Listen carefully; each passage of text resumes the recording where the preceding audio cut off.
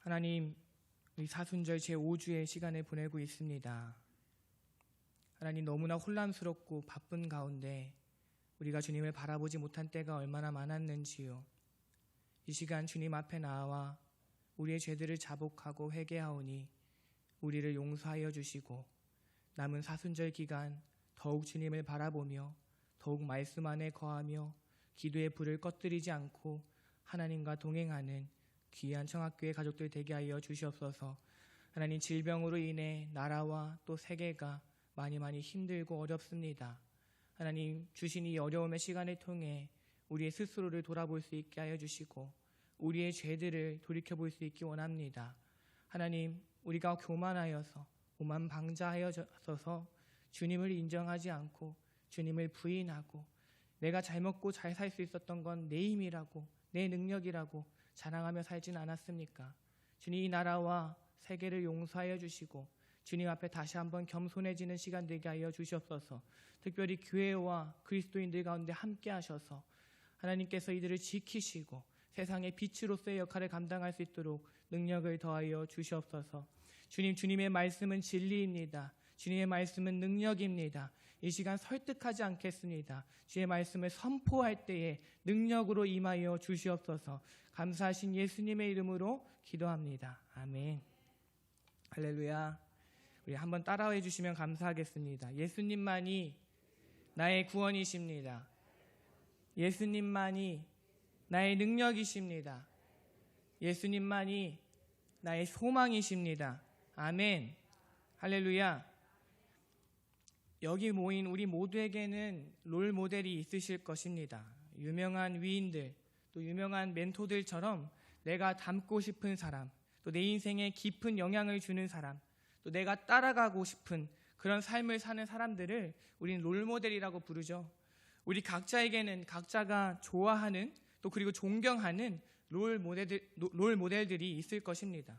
가령 임진왜란 때에 뛰어난 지력과 무술로 민족을 구한 이순신 장군이라든지, 또 일제강점기 때 여성의 몸으로 일본 제국주의에 맞서서 목숨을 걸고 만세운동을 이끌었던 유관순 열사라든지, 또 일제의 압박과 탄압에도 불구하고 신사참배를 거부하며 신앙을 지켰던 그 주기철 목사님이라든지, 모든 이들이 기피하고 차별하던 한센병 환우들을 데려다가 함께 자고 또 함께 먹고 또 함께 또 씻기며 예수님의 사랑을 실천했던 애양원의 성자 손양원 목사님이라든지, 우리가 정말 닮고 싶고 또 존경하는 각자의 롤 모델들이 있을 것입니다. 저에게도 여러 명의 멘토들과 롤 모델들이 있습니다. 이런 분들이에요.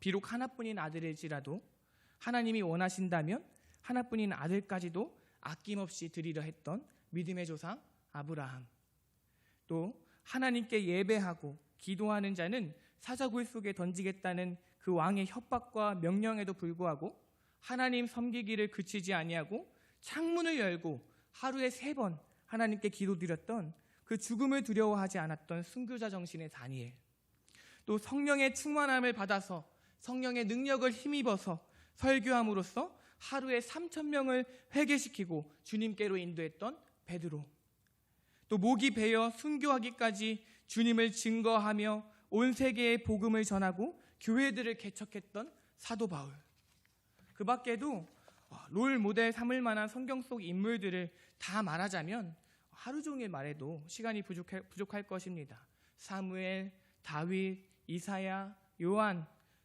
이름만 들어도 흥분되고, 우와, 어떻게 저런 삶을 살 수 있을까? 어떻게 하면 저렇게 주님을 사랑할 수 있나? 어떻게 하면 저렇게 주님만 따를 수 있나? 나도 저렇게 좀 살아보고 싶다. 감탄만 나오는 그러한 롤 모델들이 성경에 정말 많이 있습니다. 그 중에서도 저는 저의 어린 시절 가장 사랑했던 한 성경 인물의 이야기를 가지고 오늘 여러분과 은혜를 나누고자 합니다. 바로 에녹의 이야기입니다. 사실 오늘 우리가 나누고자 하는 이 에녹이라는 인물은 성경 속 분량이 그다지 크지 않은 인물입니다. 오늘 우리가 읽은 본문 외에서는 잘 거론되지도 않는 그런 인물이기도 합니다. 앞에서 말한 아브라함, 다니엘, 베드로, 바울과 같은 인물들에 비하면 정말 잘 알려지지 않고 언급되지 않는 그런 인물입니다. 그러나 이렇게 잘 알려지지 않고 비교적 유명하지 않은 에녹이었지만 이 에녹이라는 사람의 삶은 어린 시절 저의 마음을 매료시키기에 충분한 힘을 가지고 있었습니다. 이 에녹이라는 사람 때문에 제 삶의 목표가 바뀌었고요. 제 삶의 기도가 바뀌었고요. 제 삶의 방향성이 바뀌었습니다. 어린 시절 제가 가장 좋아하고 닮고 싶었던 성경 인물이 바로 이 에녹이었습니다. 그렇다면 여러분 궁금하지 않으십니까? 김한주 목사는 과연 무엇 때문에 에녹을 좋아하게 됐고 또 왜 에녹을 닮고 싶어 하는가? 그 이유는 바로 22절과 24절에 나오는 두 글자 때문이었습니다. 그 두 글자가 뭔가요? 뭘 것 같으세요? 동행이라는 단어입니다. 에녹이 하나님과 동행하였다. 에녹이 하나님과 동행하였다. 이 말이 제게는 저에게 말씀하시는 하나님의 음성으로 들려왔습니다. 에녹이 하나님과 동행하였다. 이 표현이 하나님께서 저에게 직접 말씀하시는 음성처럼 제 가슴에 꽂혔어요. 에녹이 하나님과 동행하였다. 이 말이 어린 저의 그 머릿속에서 떠나지 않았습니다. 계속해서 이 말이 어린 제 마음속에 맴돌고 되뇌어지면서 묵상이 되었습니다. 그리고 하나님께서 제 속에서 이렇게 도전하시는 것처럼 들려왔습니다. 너도 에녹처럼 나와 동행하며 살지 않을래? 그리고 제 속에서요, 이런 소원이 생겼어요. 나도 하나님과 동행하고 싶다. 나도 에녹처럼 평생을 하나님과 함께하고 싶다. 이 소원이 제 안에 생기게 되었습니다. 여러분, 하나님과의 동행이라는 이 말이 제 인생을 바꾸어 놓았습니다. 제 인생의 목표가 바뀌었고요. 제 인생의 기도가 바뀌었고요. 제 인생의 방향성이 바뀌었습니다. 저는 하나님과 동행하기 위해서 인생을 살아가기 시작했습니다. 예전에는 달랐어요. 예전에는 제 인생의 성공을 이루는 게 제 소원이었습니다. 훌륭한 직업을 가져서 돈도 많이 벌고 성공한 커리어를 쌓아서 하나님께 영광 돌리는 삶을 사는 게 제 목표였습니다. 그래서 한때 제 꿈이 뭐였냐면요. 뭘 것 같으세요? 모르시죠? 돈 많고 유명한 장로가 되는 게 제 소원이었습니다. 굳이 목사가 되지 않더라도 돈 많고 유명한 장로님이 돼서 하나님께 영광 돌리면 되겠지라고 생각했습니다. 그래서 성공을 달라고 또 성공해서 하나님께 영광 돌리는 삶을 살게 해달라고 기도했습니다. 그리고 그것을 위해서 노력하며 살아갔습니다. 그런데 말씀을 통해서 바뀌었어요. 에녹의 이야기를 읽고 하나님과 동행하는 것이 제 인생의 최대 목표가 되었습니다. 하나님, 저와 함께 해주세요. 이 고백이 저의 기도가 되었습니다. 어린 시절 저의 기도의 90%는요. 하나님과 동행하게 해달라는 거였어요. 기도를 잘하지 않았어요. 그냥 하나님 함께 해주세요. 하나님과 동행하고 싶습니다. 이것만 계속해서 기도했습니다. 그리고 오직 하나님과 함께하기 위해, 하나님과 동행하기 위해 살아가기 시작했습니다. 하나님과 함께하는 것, 하나님과 동행하는 것이 제 인생에서 가장 중요한 문제가 되었습니다. 그러다 보니 고민이 생겼어요. 어떻게 해야 하나님과 동행할 수 있을까? 고민이 되기 시작했어요. 어떻게 하면 하나님과 동행할 수 있을까? 생각하다 보니까요, 자연스럽게 결론이 내려졌어요. 하나님을 기쁘시게 해야겠더라고요. 여러분, 여러분을 화나게 하고 짜증나게 하는 사람과 함께 하고 싶습니까?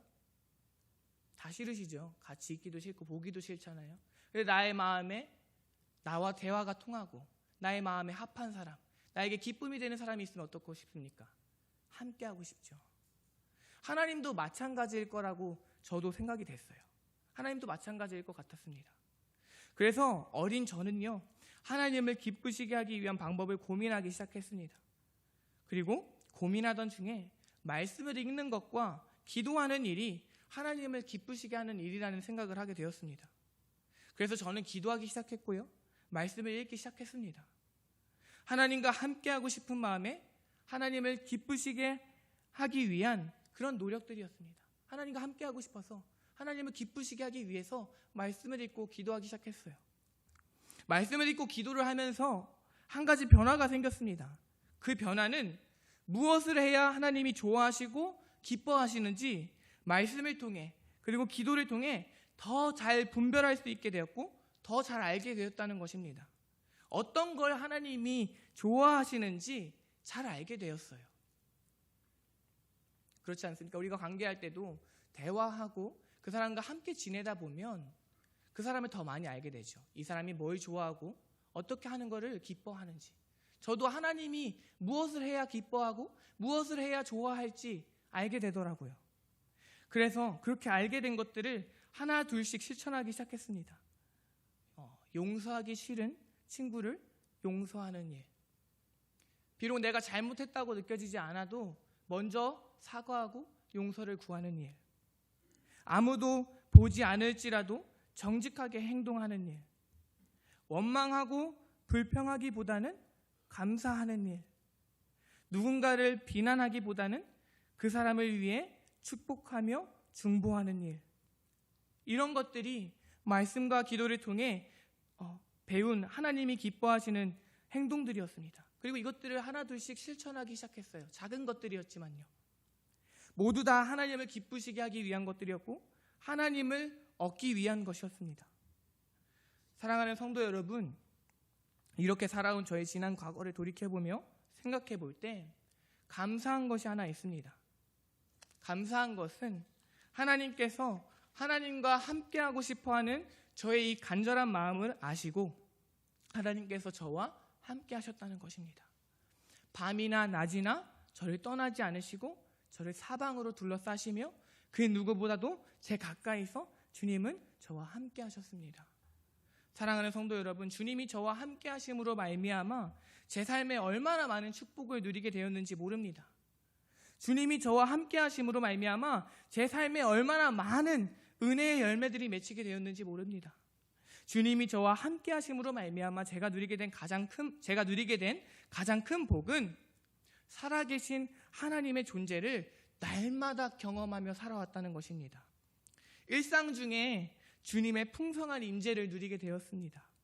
주님이 나와 함께 하신다는 사실이 얼마나 잘 믿어지고 깨달아지는지 모릅니다. 주님과의 친밀한 교제와 행복한 동행 속에서 주어지는 그 하나님의 임재가 제게 얼마나 큰 만족과 평안과 위로와 힘을 주는지 모릅니다.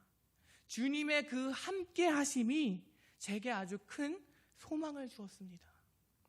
또한 인생의 환난의 때를 만났을 때에는 함께 하시는 주님께 부르짖음으로 말미암아 주님의 도우심과 구원하심을 경험함으로 응답의 기쁨을 누리기도 하였습니다. 앞길이 막혔을 때에 위를 보고 기도하면 바다 밑에 길을 드러내시는 하나님의 놀라운 기적을 경험하게 되었습니다. 어딜 가든지 어느 때에든지 주님이 저와 함께 하심으로 말미암아 주님의 형통함을 누리게 되었습니다. 여러분, 여기서 형통함이라는 것은요, 사업이 잘 되고 좋은 대학에 들어가고 성공과 명예를 얻었다는 것이 아닙니다. 모든 것이 잘 되었다거나 제 인생에 아무런 고난과 아무런 문제도 일어나지 않았다는 것을 말하는 것이 아닙니다. 여기서 형통함이라는 것은요, 이런 것입니다.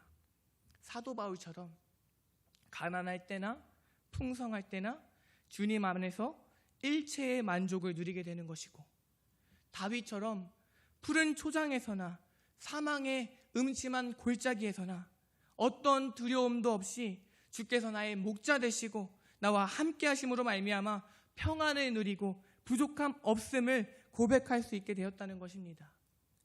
주님이 나와 함께 하심으로 말미암아 얻게 되는 이 형통은 상황과 환경에 상관없이 나의 형편과 처지를 초월하여서 주어지는 주님 안의 참 만족과 행복인 것입니다.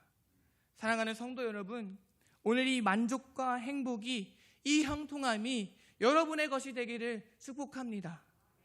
그러기 위해서는 오늘 본문 말씀의 에녹과 같이 하나님과 동행하셔야 합니다. 하나님께서 여러분과 함께 하셔야 해요. 오늘 본문에 보면 에녹이 하나님과 동행하게 되는 시기가 나옵니다. 언제인가요? 22절에 보면 무두셀라를 낳고 라고 나오고 있습니다. 무두셀라를 낳고 300년을 에녹이 하나님과 동행하였다라고 말하고 있습니다. 왜 그럴까요? 무슨 일이 있었기에 무드셀라를 낳고 에녹이 하나님과의 동행을 시작하게 되었을까요? 그 비밀이 무드셀라라는 이 이름에 있습니다. 그 아들의 이름의 뜻에 있어요. 우리가 한글로 보면 모릅니다. 그런데 원어 히브리어를 보면요, 무드셀라의 이름의 뜻이 있어요. 바로 무드셀라. 무드는요, 죽다라는 뜻입니다. 셀라는요, 보내다라는 뜻입니다. 무드셀라라는 이름의 의미는요, 무드셀라의 죽음 이후에 심판을 보내겠다는 하나님의 홍수 심판을 예언하는 이름인 것입니다. 에녹이 65세에 무드셀라를 낳았습니다. 하나님은 아들을 낳은 에녹에게 말씀하십니다. 네가 낳은 그 아들이 죽으면 내가 죄로 물든 이 세상을 심판하겠다. 무드셀라. 아담과 하와의 범죄 이후로, 그리고 가인의 범죄 이후로 세상은 점점 더 하나님이 창조하신 그 선하신 세계와는 멀어졌고요, 하나님의 말씀을 떠나서 범죄하였습니다. 그 죄가 세상에서 날로 더 많아지고 악해졌습니다. 그리고 그때에 하나님은 에녹에게 아들을 주시면서 말씀하시는 겁니다. 네가 낳은 그 아들이 죽는 그때에 내가 세상을 심판하겠다. 아들이 죽고 나면 하나님께서 세상을 심판하시겠다는 겁니다. 실제로요, 우리가 성경을 읽다 보면 하나님이 인류를 물로 심판하시는 노아의 홍수 사건이 언제 일어나냐면 무드셀라가 죽는 그 해에 일어납니다. 성경에 보면 무드셀라가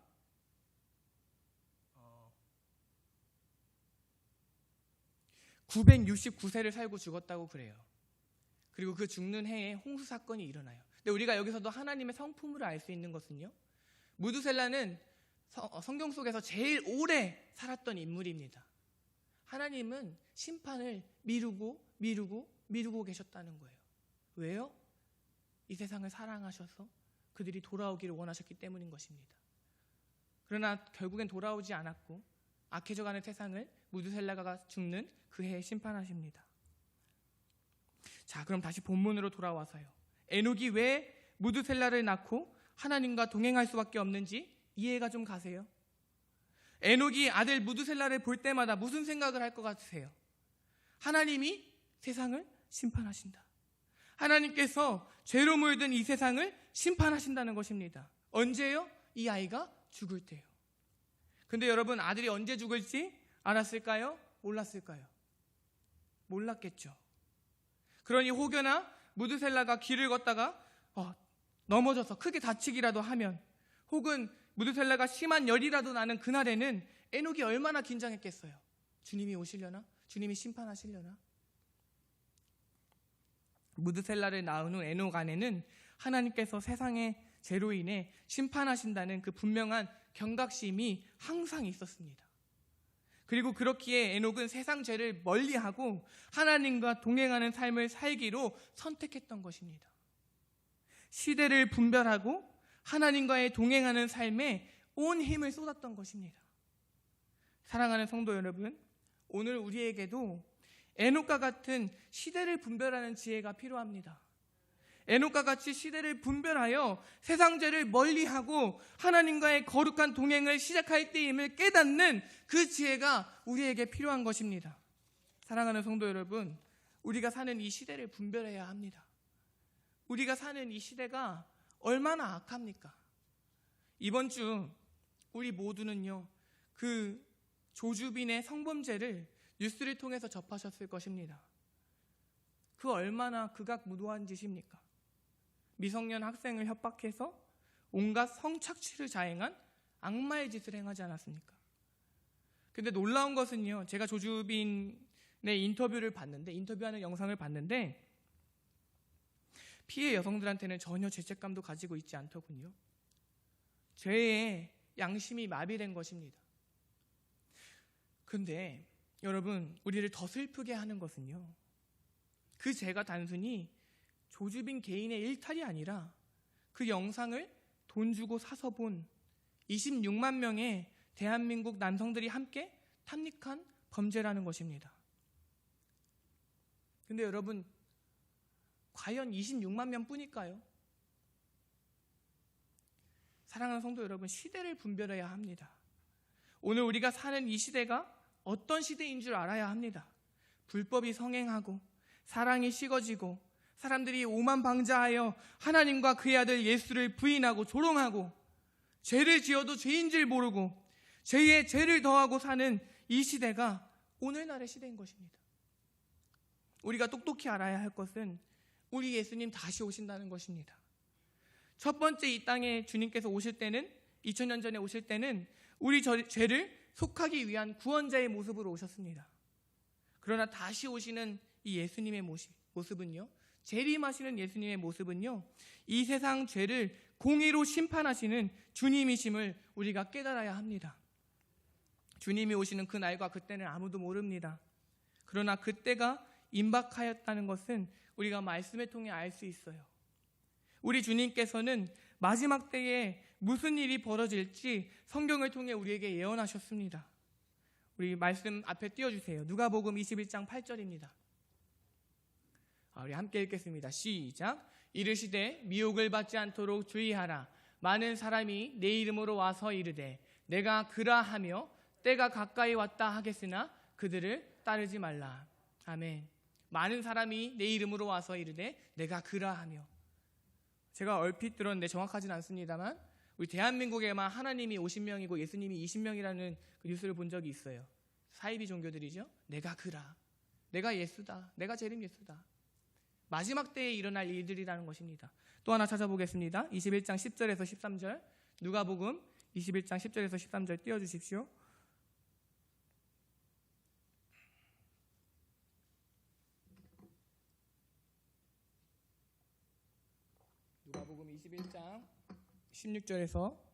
누가복음 21장 10절에서 13절.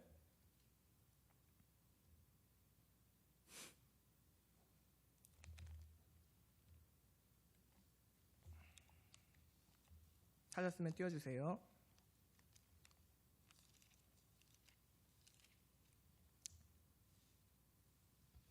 제가 읽어드리겠습니다. 또 이르시되 민족이 민족을, 나라가 나라를 대적하여 일어나겠고 곳곳에 큰 지진과 기근과 전염병이 있겠고 또 무서운 일과 하늘로부터 큰 징조들이 있으리라. 이 모든 일 전에 내 이름으로 말미암아 너희에게 손을 대어 박해하며 회당과 옥에 넘겨주며 임금들과 집권자들 앞에 끌어가려니와 이 일이 도리어 너희에게 증거가 되리라. 아멘. 무슨 일이 있습니까? 마지막 때에 민족이 민족을, 나라가 나라가 대적하여 일어나겠고 곳곳에 전쟁과 그런 폭동이 일어난다는 거죠. 그리고 11절에 곳곳에 큰 지진과 기근과 전염병이 있겠고, 여러분이 전염병을 앓고 있죠. 근데 뉴스를 보니까요, 이 전염병이 이제 시작이라고 하더라고요. 더 많은 전염병이 일어날 거라는 겁니다. 또 무서운 일과 하늘로부터 큰 징조들이 있으리라. 이 모든 일 전에 내 이름으로 말미암아 너희에게 손을 대어 박해하며. 여러분, 지금도 박해는 일어나고 있어요. 북한 땅을 보면, 그리고 중국 땅을 보면요, 십자가를 철거하고 예배드리는 자를 총살하고 이런 일이 일어납니다. 저 멀리 중동 땅에서도 일어나고 있습니다. 우리나라라고 안전하지 않습니다. 언젠가 바뀔 수 있는 거예요.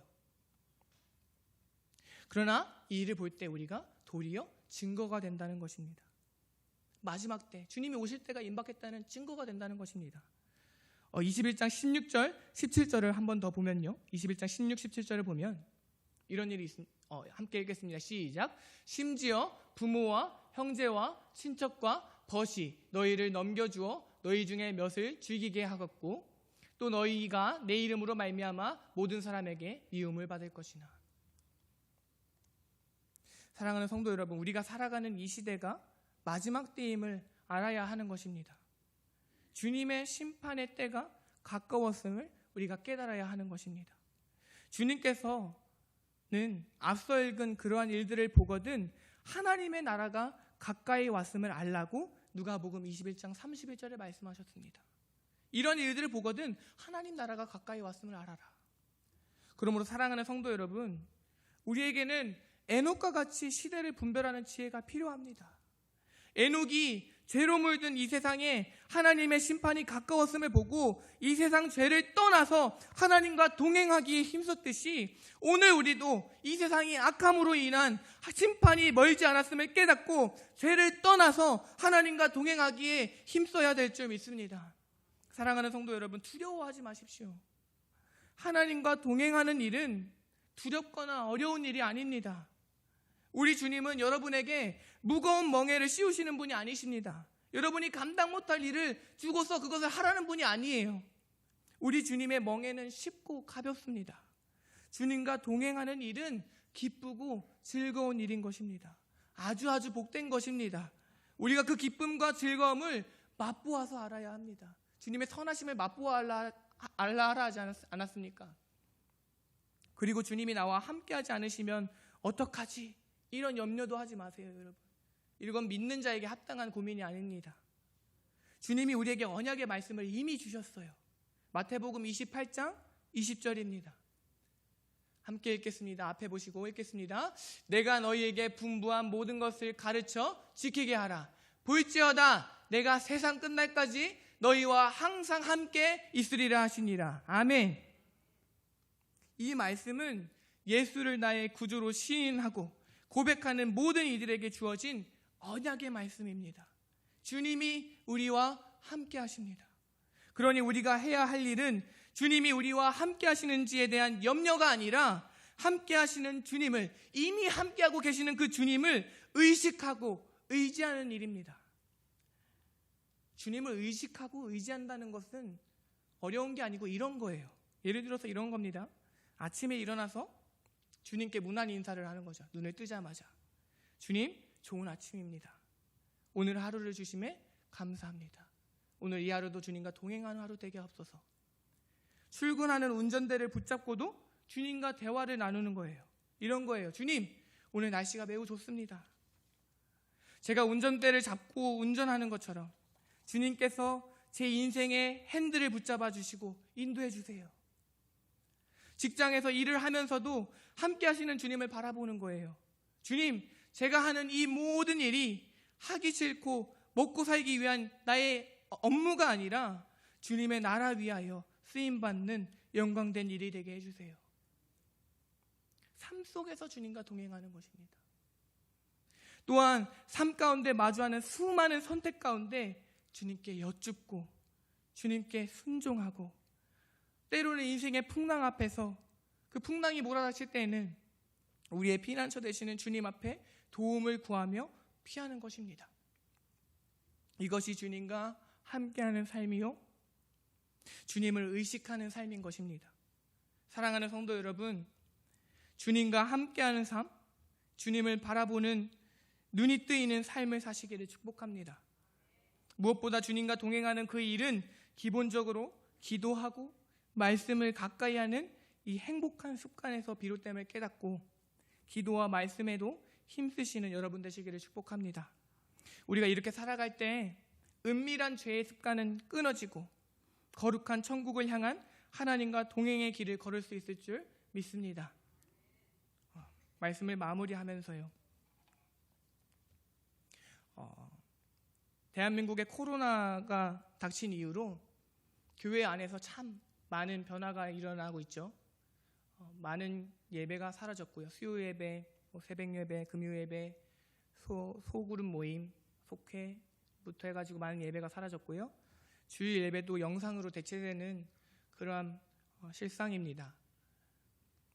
그러다 보니 한 가지 걱정되는 것은 우리가 주님과 동행의 삶 끈을 놓아버릴까 염려되는 마음입니다. 코로나가 언젠가는 끝나겠죠. 코로나가 언젠가 종식되는데 그때에 한국교회 성도의 모습은 아마 두 가지이지 않을까 싶습니다.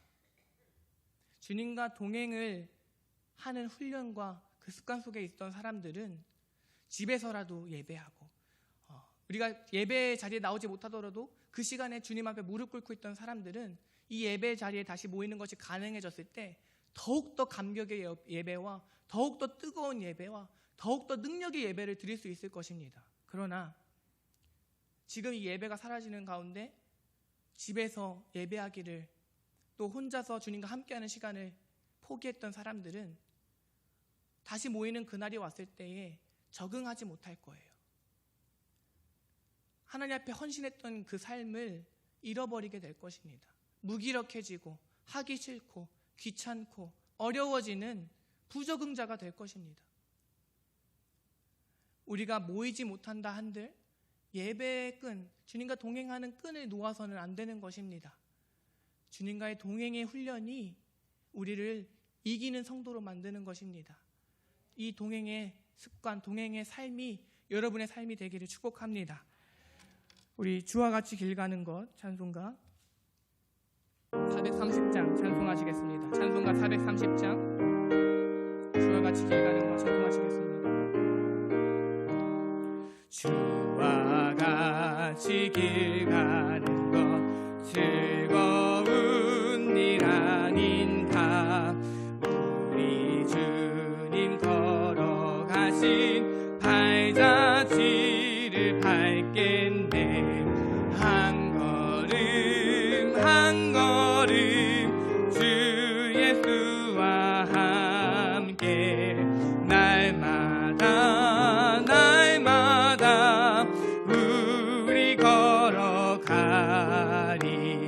어린아이 같은 우리 미련하고 약하나 주의 손에 이끌리어 생명길로 가겠네. 한 걸음 한 걸음 주 예수와 함께 날마다 날마다 우리 걸어가리. 꽃이 피는 들판이나 험한 골짜기라도 주가 인도하는 대로 주와 같이 가겠네. 한 걸음 한 걸음 주 예수와 함께 날마다 날마다 우리 걸어가리. 옛 선지자 에녹같이 우리들도 천국에 들려 올라갈 때까지 주와 같이 걷겠네. 한 걸음 한 걸음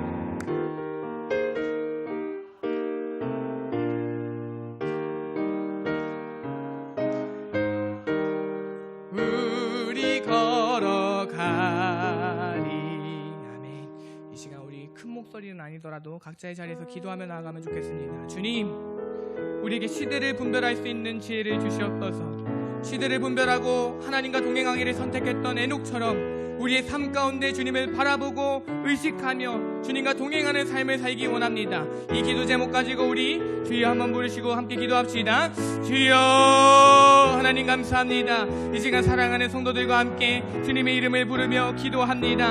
하나님, 시대를 분별하고 주님과 동행하기를 택했던 에녹처럼 이 시간 우리가 악한 세대를 분별하고 주님 오실 때가 임박하였음을 하나님 분별하고 깨닫고 그 지혜가 우리에게 있어서 하나님과 동행하기를 선택하고 하나님과 동행하는 삶을 오늘부터 살아갈 수 있도록 주님 도와주시옵소서. 이미 우리와 함께 하시는 그 주님을 바라보며 이미 이곳에 함께 계시는 주님을 의식하며 매일의 삶 속에서 주님 앞에 주님과 대화하고 주님과 교제하고 주님과 동행하는 삶을 살아가는 귀한 주의 성도들 되게 하여 주시옵소서. 하나님, 이 시간 말씀이 능력이 되어 우리 성도님들의 삶 속에 나타나기 원합니다. 오늘 전한 이 말씀이 하나님의 능력이 되어서 우리의 삶 가운데 나타날 수 있도록 성령님 역사하여 주시옵소서. 우리 가운데 있는 그 죄의 습관들, 죄의 은밀한 죄들, 이 시간 우리의 그 죄들을 주님 앞에 고하오니 용서하여 주시옵시고 우리의 죄를 깨끗하게 씻어주시고 하나님과 동행하는 삶을 살아갈 수 있도록 우리를 축복하여 주시고 우리 가운데 인도하여 주시고 우리 가운데 주의 성령을 보내주시옵소서. 하나님 감사합니다.